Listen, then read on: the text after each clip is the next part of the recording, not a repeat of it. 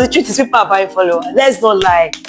If they are watching this, you know that you bought followers. So Kolofa, skill will always be above followers. But then followers, so social media is tool that you hold very well. The 3 things I can hold on to. This is the start of a new series. Students will be asking me any question. Even if I've been used as a topic, but when you love what you're doing, don't want to allow beauty beyond the broad. How do you build your brand? Hold on to God. This is the start of a new series, Beauty Beyond the Brush.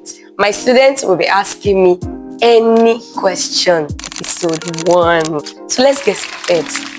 I just finished my class with you. I want you to tell me the 3 things I can hold on to starting my career. Okay. Starting your career, the 3 things you can hold on to is hold on to God, be consistent. I don't know if you love what you're doing though, but I'll just say make sure that you enjoy what you do, because you're going to face so many challenges. There are going to be times where you do your best, but the best is not going to be enough for that client. So, but when you love what you're doing, it will be very, very easy for you to just overlook it and be like, at least I did what I like to do. Do you understand? As a beginner makeup artist, how do I build my brand to work for me? How do you build your brand to work for you? Can you make me understand very well? Because you said, how can you, do you have a brand yet? Because you're a beginner. I'm building. How do I build it? Okay, how do you build it? You want to start a brand. Yes. How do you build it? Okay, first is make sure that social media is a tool that you hold very well. Because you want to build your brand, and we're in the era of social media. We're in the 21st century. So I'm going to advise that you take your social media very seriously. Make sure that you put good content out there. Make sure that your contents are very clear. I'm starting from that because, that's what you need. Because if someone needs to tell someone about your brand, what do they see first? They need to see that your brand is appealing. They need to see that your brands are attractive. They need to see that your brand is something that they can reckon with. Do you understand? So just make sure that you stay strong when it comes to your social media. Number 2, do not relent. Yeah, because you're a beginner makeup artist, you're trying to build your brand. You get tired. Like, that's not cap. Like, I'm not even capping. You get tired at some point. You feel overwhelmed. But just keep going. Just keep going. Just keep going. Just don't stop. Even at the times where you feel low, find someone that will pull you up. And just try to stay at that. Don't do too much. Do not copy others. Make sure that you have a mentor.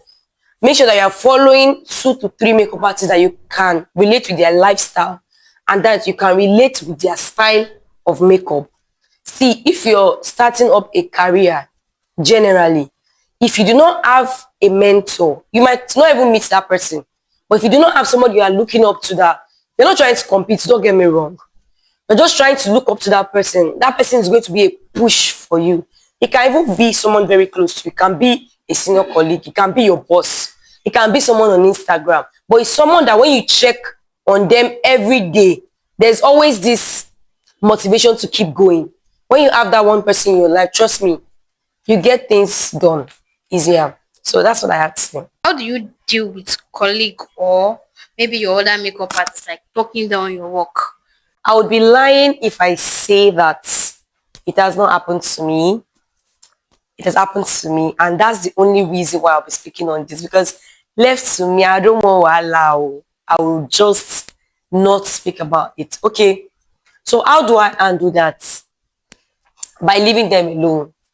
I am literally going to leave anybody that talks down on my craft. I'm going to leave them alone. And the reason why I'm going to do that is because we are not born from the same mother. We didn't learn together. You don't know anything about my skills. And I don't think I should know anything about your skills. I just feel like as much as we're in the industry together, it does not mean that our pace has to be together. It has to be at a time. And as much as if something like that happens, or if something like that has happened to me, like it has happened to me, I feel hurt, I feel sad, I feel down. I feel like if I'm to respond to your question, I'm still going to say, just leave them alone, let them be. Because it says more about them than me. It says nothing about me. As much as I try to be on my lane, and I know that I would never talk on any colleague's business, but even if I've been used as a topic in different scenarios, I just feel like we are all growing, we're all learning, we all have our different phases that we're going to go through. And I just feel like if you're in that position, if you're a makeup artist or you're a beautician and you are in that position where you know or you found out that somebody in your industry is talking down on your business, my dear, leave them alone. Okay, if I can understand what you're saying, are you saying, why do I use my beauty blender to like push in my powder? Yes, yes. It works for me. I have people that use their brushes and it works for them. So in my opinion, I'll just say that you should just try both and see what works for you. Okay. And if you remember when you started the class, I told you that do what works for you. Okay. That's why I'll teach you a particular thing in different ways. Okay. Do you understand? As a makeup artist, do follower matters than skills? Wow, that's such an interesting question. So for me, I think that this particular topic will cause controversies. But skills make you stay. Skills would make you expand. Skill will get you clients, real life clients. Skill will take you places. And the reason why I'm saying that is that if you invest in your skills and you know what you are doing, you have the audacity, you have that belief in yourself, you are doing the right thing. By the time you do makeup for one client, that one client can fetch you more than 20 clients. And then there is follower. As much as we make it seem like followers, people are buying, because the truth is people are buying followers. Let's not lie. If they are watching this, you know that you bought followers. So Kolofa, I just believe that anything you can do to make your brand be there, do it. If not to buy followers, buy them. So that's not the point, and that's not the bone of contention. Now we all can agree that a lot of people buy followers. That one is there. Because me and you both know that Instagram is not an app that allows you to gather followers fast. For many years, if we were to be honest with ourselves and we're working based on real life followers, in 5 years, you cannot gather 8,000 followers. You will do that if you're an influencer. You will do that if you are someone that is like people are already reckoning with. And you have to be doing something. That's why you see people having followers and their likes is not even tallying with their followers. So that is not even the bone of contention here. Now, I haven't established that. I personally feel like when you have a lot of followers, it's just going to make people trust you.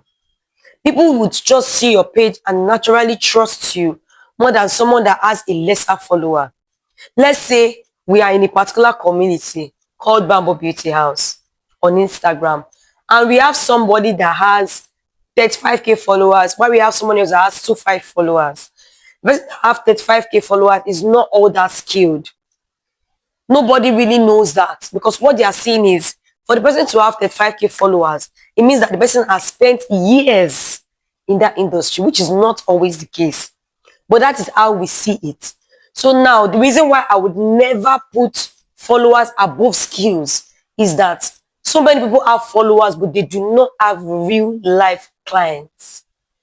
I can tell you for a fact that so many people that do not have a lot of followers and are skilled, and they are very good, they have real life, everyday clients.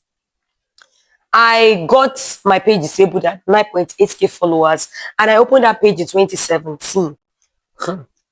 I opened TikTok last year and I have over 3,000 followers.